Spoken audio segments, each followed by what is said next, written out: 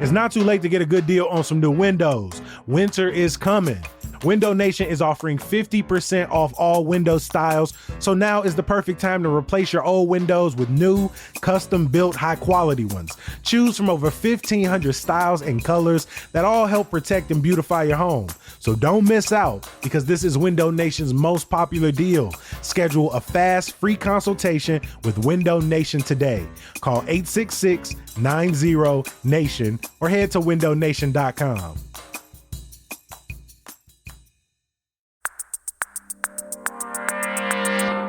Today on CityCast Chicago, farmers market season is more than halfway over, with some of our favorite markets closing down later this month, which is why now is the perfect time to get out there. Whether you've been out there every weekend or you just making time for it, we're revisiting some advanced farmers market tips from earlier in the season.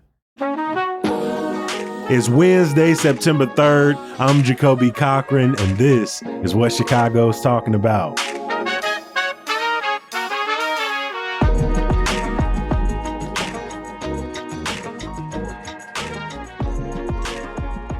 I'm joined today by executive producer Simone Alicea. Simone, welcome back to the mic, my friend. Hey, Jacoby. We've also got social media manager Rick Homuth in the building. Rick, welcome back. Good to see you. Pleasure to be here. Simone, last year we did a farmers market episode. It performed very well. The people loved it. And in some ways, I feel like they loved laughing at us because let's just say you came out the gate last year real slow. You struggled a little bit. Let's rewind the tape for people who may not remember. I basically made every single mistake you could possibly make in trying to have a good time at a farmer's market, particularly one of the busiest farmer's markets in the city. And afterwards, when we got back to meet on Monday, I was like, guys, I failed. I didn't buy anything. I didn't taste anything. What I loved about last year is we went out with no guide. We just was like, hey, the farmers markets are back. Let's go out. Let's get some stuff. And then we'll make an episode out of it. We'll figure it out. And you just popped back in. We started the episode and you was like, oh, that did not go well at all. Can you remind us, what mistakes did you make and how did it go this year?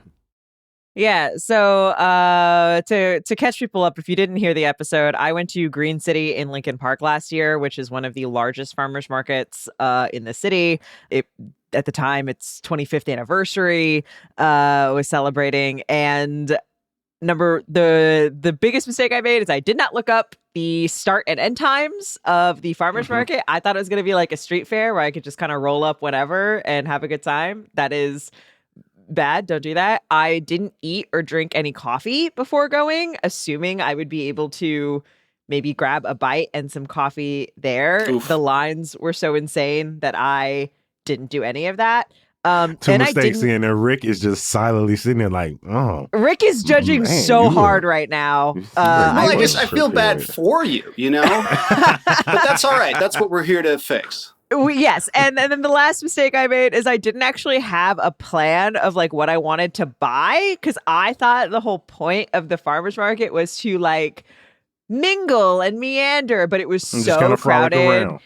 It was so crowded. It was also, this was in late May and it happened to be really hot that year. And so it was like hot, crowded. I was late. It was picked over. I was under-caffeinated.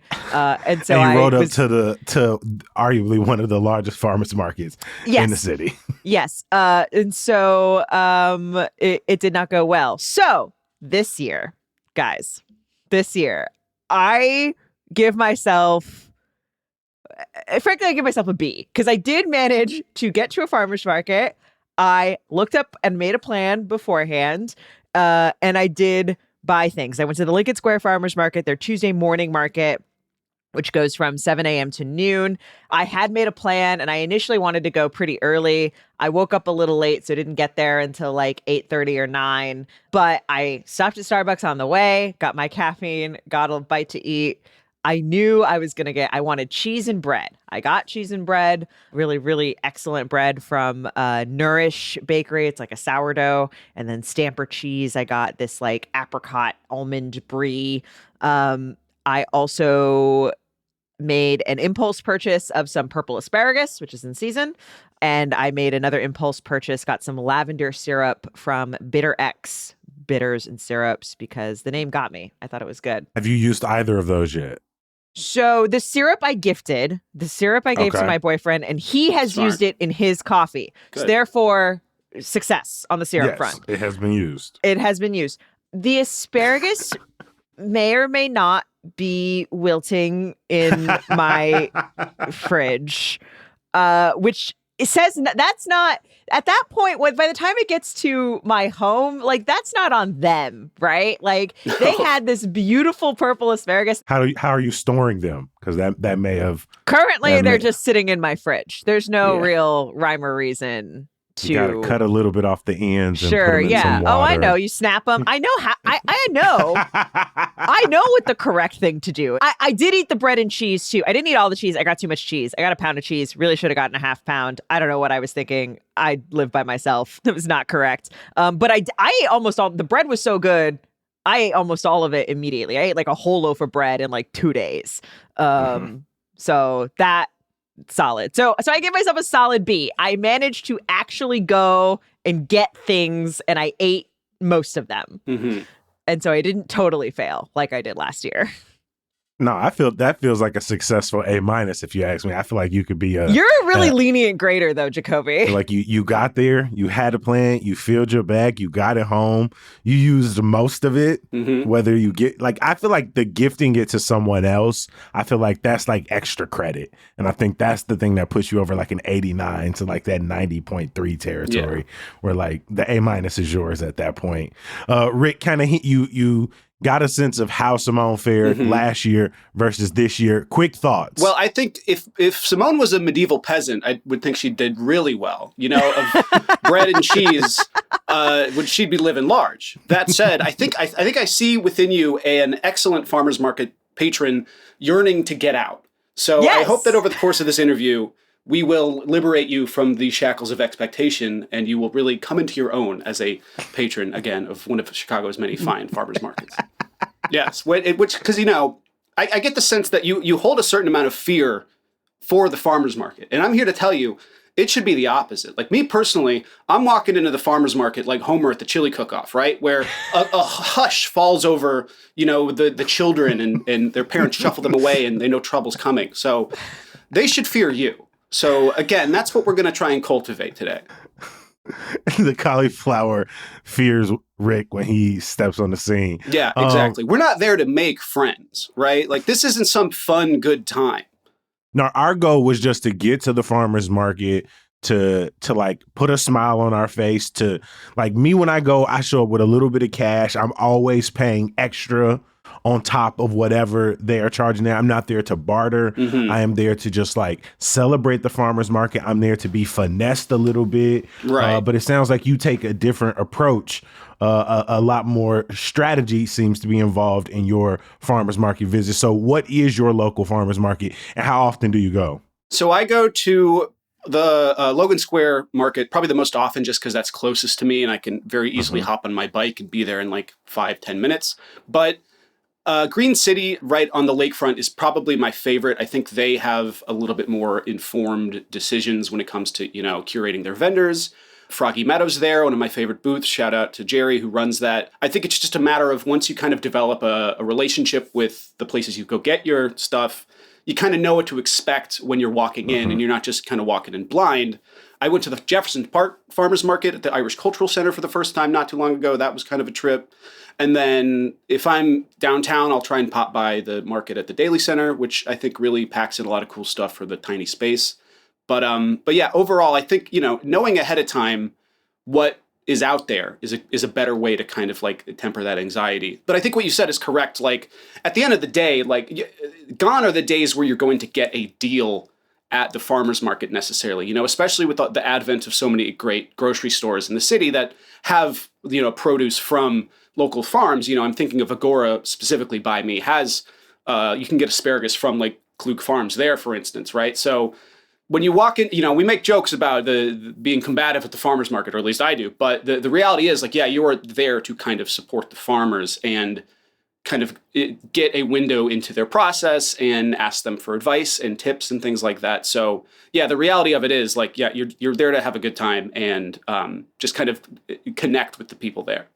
Things are also pretty expensive at the grocery store, right? There actually isn't that much difference, especially depending on what you're buying. Because I looked up, so my bundle of asparagus was $4. Mm-hmm. And I looked up what it would be at Mariano's, which is the nearest grocery store to me.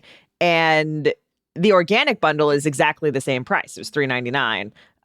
The non-organic bundle was cheaper. It's $1.99 a pound. Now, the bread I got, the bread was $10. Well, that's it. Bread, you're paying for vibes. Pastries, coffee, you're paying for vibes. And it was, it's a really nice sourdough. It had a flavor. But again, also I ate it and I was like, this is the platonic ideal of what bread should be. Mm-hmm. Versus, what you're getting in the bag in the bread aisle of the grocery store. So I think that's the other trade-off there as well. Yeah, totally. And you get to wait in line for 30 minutes too, which feels nice, I'm sure. I didn't because it was raining when I went. And I went to the morning market. So that was the other thing about the Lincoln Square morning market is like it's a very chill vibe. Everyone was very friendly. Also at the Lincoln Square Farmers Market, Daisy's does fresh pasta. You can buy, not like raw fresh pasta. Yeah, they have that at Logan too. That tracks. I was a little surprised to see them up here. Some of the better finds at the farmers market aren't produce, right? Like I think when you walk in, you kind of expect that that's what you're going to get. But I'm a big fan of digging through the different coolers of frozen meats and chops from Mint Creek and places like that. And you can always find cool stuff in there. I got some chicken livers and hearts that I'm going to try and skewer later and do a little Japanese style grill with. And it's just a matter of kind of thinking outside the box. And then you can really come away with some cool stuff.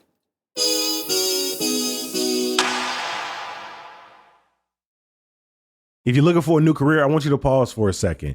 What exactly are you looking for?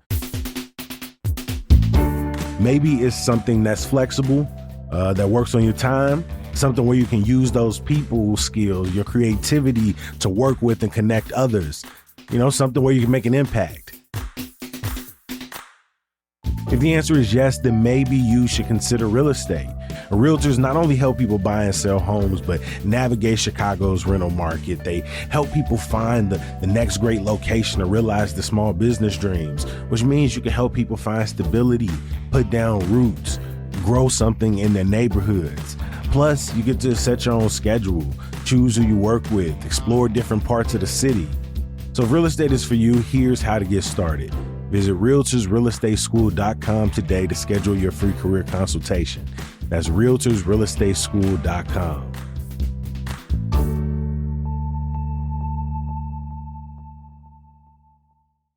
When you go to the farmer's market, what are you looking for? And what are the vibes you're bringing? Are you there to socialize? Or are you there to get in and get out? So I'm not there to socialize. I don't want to spend any more time breathing that raclette air than I have to.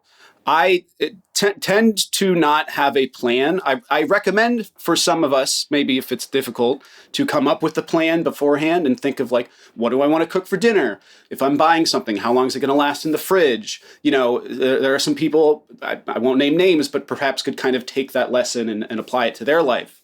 But I tend to like to construct meals around stuff that I find.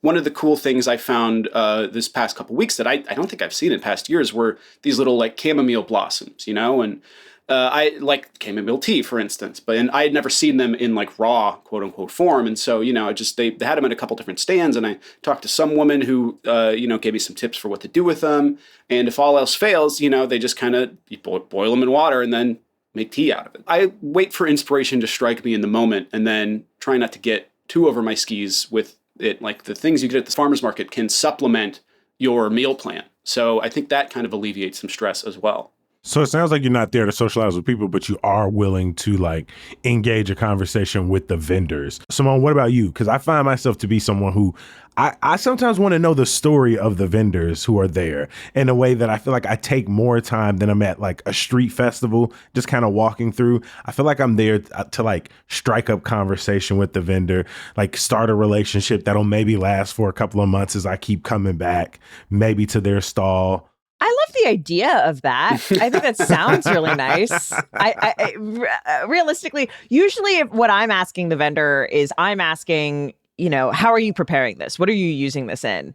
Or like, what are you pairing with this? So like when I was looking at my sourdough, I was like, okay, I just bought this apricot almond brie. What's going to pair, which bread do you like with this brie? That's the kind of conversation I tend to have. Or like if I'm seeing, a microgreen or like a piece of produce that I wouldn't normally use, the first question I'm asking is like, what are you using this in? How do you like this? Or like what kind of, if you're putting it in a salad, what kind of dressing, what kind of other flavors are you pairing with this?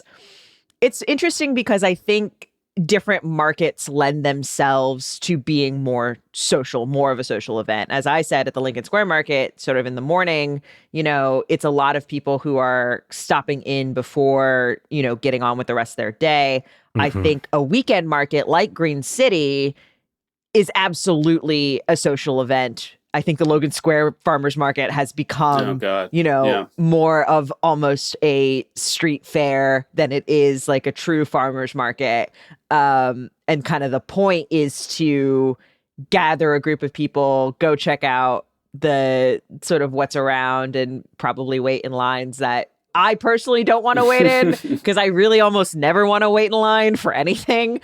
But, set up a picnic blanket and like go do the, make a whole kind of weekend of it. I think the weekend markets in general are probably a little more social than the weekday markets would be my read of things. So, Simone, you managed to get something which was an improvement on last year's performance. But Rick, you have some really good tips for looking around and deciding what to buy. What are they? You can sort of focus more on the seasonality or the terroir, one might say, of the stuff that you get from farms that are, in Michigan, Illinois, and Wisconsin. There's very easy ways to tell what's in season. I think the University of Illinois has a chart online that, has a month by month, organization of the different things you can buy and when. Ramp season's practically over, for instance, but asparagus is in full swing. You still have time to get some spring peas and fiddleheads, for instance. That said, I think it's important to also consider what's in front of you. For instance, if you see bananas at a farmer's market, those were probably not grown in Wisconsin. It's maybe an extreme example, but just think about bell peppers, for instance, or tomatoes right now. Either those were grown in a warehouse somewhere or are not going to be at the kind of apex of their flavor. So just being considerate of things like that. And again, that's a great conversation to have with the farmer. It's one of the best, the perks of the farmer's market, for instance. Another tip I often tell people is frozen does not mean bad. In my opinion, something that is frozen when it's fresh is often better that's fresh but out of season. Berries being a good example, seasonal meats even, like goat, for instance. I think Mint Creek has, I talked to the lady there who said that they have a goat season, for instance, and it's not for another few months, but you can still get it frozen, things like that. And other than that, just focusing on things, like I said earlier, beyond the produce. I really like the French guy who shows up at Logan, Chef Didier Durand, who has cool things like pâtés and different vichyssoise and all. He has the really good frozen cassoulet that you can buy, and just interesting things like that you might not otherwise buy and take home, but gives you a reason to kind of consider. And then my final tip would be, when all else fails, follow the lead of restaurants you trust. We're in an age where farm to table is a big thing, but beyond that, chefs on social media often post a lot about farmers with whom they have a relationship. I'm thinking of Obelix in River North, posts a lot about Klug Farms, which has a booth at a lot of markets. Froggy Meadow, which I mentioned earlier, is trusted by different Michelin star chefs. And so kind of taking their tips and trying to implement it in your own life, I think is a really good way to make your farmer's market trip foolproof. I think there are a few things that when you get them at a really high quality, even if you're paying more, improve whatever it is you're making so much. So I think butter is one of those things. I think bread is one of those things. I think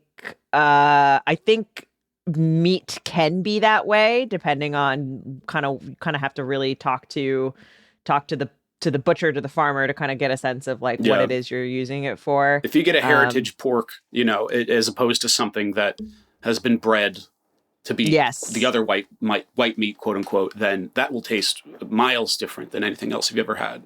Yeah. Yeah. And then sometimes you get into the debate of if you have really nice butter, should you just be putting it plain on toast or whatever so you can enjoy the butter? Or Should you be cooking with it, making your sauces with it? I think you should use nice butter for everything, personally. Absolutely. So why not? But that's a very good point, where sometimes the most simple preparations are the way to go. And if you just buy a vegetable at the farmer's market, frankly, you might not taste the difference if it's stewed into a sauce and tossed in pasta versus if you just kind of lightly grill it with salt and your nice butter there. So I think a lot of people, they walk away from an experience like that thinking, oh, this tastes the same as something I could get at Jewel. And it depends very much on how you prepare it. So if you really fixate on the simple preparation, I think you'll get a lot more out of it. Try to create meals out of all of the farmers market's ingredients. If it's a cream, a butter, a bucatini, maybe a steak or something, I try to incorporate all of those ingredients into a meal. I can't say at the end of the day if it tastes much different, but I do like the process of feeling like I just did my own farm to table. Like I saw the thing through. And so that always feels like a small pat on the back. Rick, I feel like no, let's hear it. I can take it. I think you are underselling your opinions on the street fairification of Chicago farmers markets. Okay, I mean, yes and no, right? Like, I think in a perfect world, yes, the farmers market would be just farmers, but the returns have diminished somewhat, right? And I think we've kind of established that many of us are out here more to catch a vibe than anything else. In many ways, I don't mind like the farmers market becoming a more social event. Like even as I was out at the South Loop Farmers Market, when I've been at the 95th Street Farmers Market, like I see like I see the farmers market uniform more than ever, like the tote bag and the bandana around the neck, and people who are not buying a single thing and spending no time at the stalls, who are just there to like bump into friends or to sit down and drink a coffee that they brought with them. And ultimately, I don't mind that. I appreciate that the farmers market has become a third space that it is. I was going to the farmers market back in like 2015, 2016. I felt very overwhelmed by the farmers market. And I appreciate that now, and not just through experience and time spent, do I feel more like a veteran, but I feel like the fact that there are more people there just to socialize, it's kind of taken some of the pressure off of the farmers market a little bit. For me, I think it's like, I actually think there's something really nice about, an outdoor market where all the vendors, more or less, the vast majority are local, regardless of kind of what it is they're selling necessarily. In this ideal life that I would maybe paint for myself, the idea of like shopping for groceries with friends is even like a nice idea. Like the idea that like we could all hang out and get our stuff, and like it's, kind of a low key, you don't have to pay to be in a bowling league, or you don't have to pay for drinks at the bar. Obviously you're paying for your groceries, but like those are also things you'll need and use and like will enjoy later on. And so there is kind of this sort of return to like community, I think, in a way that the farmers market can bring at its best. I think for me personally, I have just so much anxiety about doing things correctly that like that level of getting to like, hey, come with me to the farmer's market while I buy some asparagus that I may or may not eat because I don't know if I have time to prepare it or can't think of how, or I'm too tired. You don't want anybody looking over your shoulder going, oh, you're going with those squash, huh? Like I'm not here for the judgment. And I don't know why I think that would be the case. I don't know is there anyone out here at farmers markets judging you for what you get? Is that really Catch me on thing? the wrong day, and maybe me. That tracks, right? That tracks. It felt like everybody in there, like every vendor was on their game just for the prospect of getting more, but it also feels like their engagement with you, they don't assume that you know what the hell you're talking about or looking for. Everybody gave off a thank you for stopping by, spending a little bit more time with me energy. And maybe that also is a consequence of the number of people who are just like browsing from a distance, right? Besides buying typical produce, flowers, bread, cheese, what else is a farmer's market good for? We all have different relationships to socialize in there, but what else do you think they bring the city? Simone really had the right idea with gifting the lavender. I think that's a great, it's a great way to kind of spread the love and just show somebody you care about them by getting them something that, maybe you might not necessarily use, but A, you're supporting a small creator, and B, somebody gets a nice gift. So I think that's always valuable. I think it's really cool to try something that's new from somebody who's making it that you can meet in the flesh and talk to about it. It's just nothing there that I feel is out of place necessarily, except if you bring a DJ to your gelato stand or something. But I think it takes many types. We will drop links in our show notes to some of our favorite farmers market calendars that have been put together by some of our friends across the city. I want to give a huge thank you to our farmers market experts today. Executive producer Simone Alicea, I'm proud of you, my friend. Hey, thanks. Only onwards and upwards, right? And social media manager Rick Homuth. Rick, thanks for making time. Thank you. I'm sorry. Before we get out of here, I just want to say, if you plan on using any of these tips or you already have, maybe you've recently attended an event we recommended in the newsletter on the pod, or maybe one of our episodes has helped you break down a story and you shared it with your friends and family. Either way, maybe consider becoming a CityCast Chicago neighbor. Neighbors help support the podcast and the newsletter and can make sure that we stay around for another 1,000 episodes. Basically, you pay $10 a month, which helps us, and then you also gonna get access to these perks like members-only events, ad-free listening, and an exclusive email with all the best events around the city we're gonna send you every single week. All you got to do is sign up now at membership.citycast.fm. Of course, we can't let you go without some good news. The Taste of Chicago is back this weekend with over 60 vendors, 2 stages for music, Chicago dance events, karaoke, and trivia. I'm going to argue this is a can't miss event. I've been the last couple of years and I've had a damn good time. This year, Chicago artists like Shawnee Dez, K Crusade, Linda Soul, and others will be alongside JoJo and Chicago legends DJ Terry Hunter and Lupe Fiasco. I'm going to drop a link in the show notes so you can plan your trip to Grant Park this weekend. As always, we appreciate you for listening and reading. We're going to be back bright and early tomorrow. We'll talk to you then. Peace.